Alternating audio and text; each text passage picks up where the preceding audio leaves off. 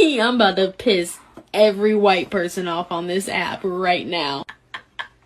Oh shit, here we go. I just saw a TikTok that said, what if white people didn't exist? And then I remembered, we aren't supposed to exist. Being white is a genetic mutation. We don't exist naturally.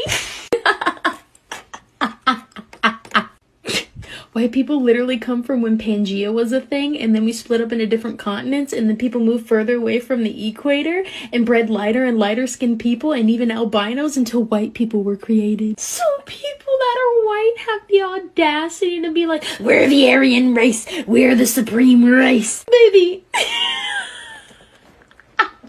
How can you be the supreme race when you weren't even a race to begin with?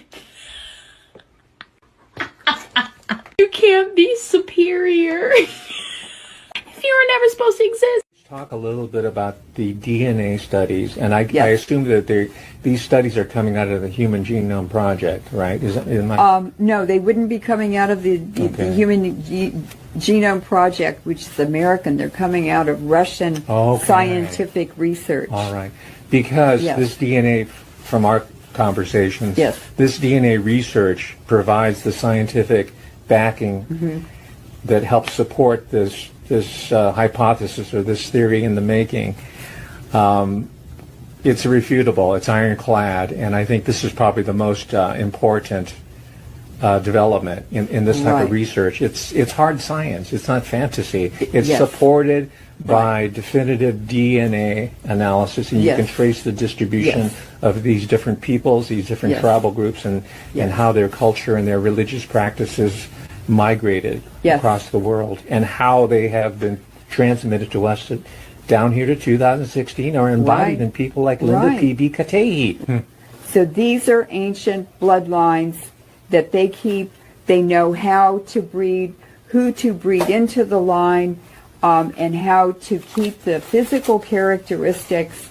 How could someone 150 years later, 175 years later, how could he look exactly like, how could John Kerry look exactly like him?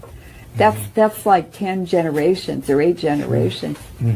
And then I realized they have very, very strict breeding programs. So what you're saying also, before we leave this point or move on past it, is that certain physical traits are also passed on. Yes, they are. They're telltale physical traits because of this breeding program, including mouth structure, in the case of Fidel, at the brow, the bridge, the nose structure. Yes, intelligence, beauty.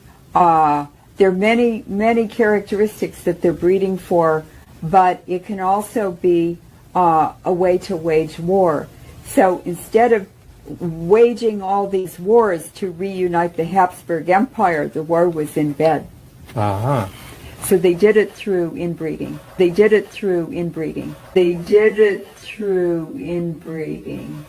then they can reintegrate the empire. Well, after about 200 years, a bloodline will just die out because they're infertile from so much inbreeding. And so they would just take a cadet family, one of the other branches, and they'd plug them in. And so it was the same bloodline, but if you look at the Habsburgs, they all have strawberry blonde hair.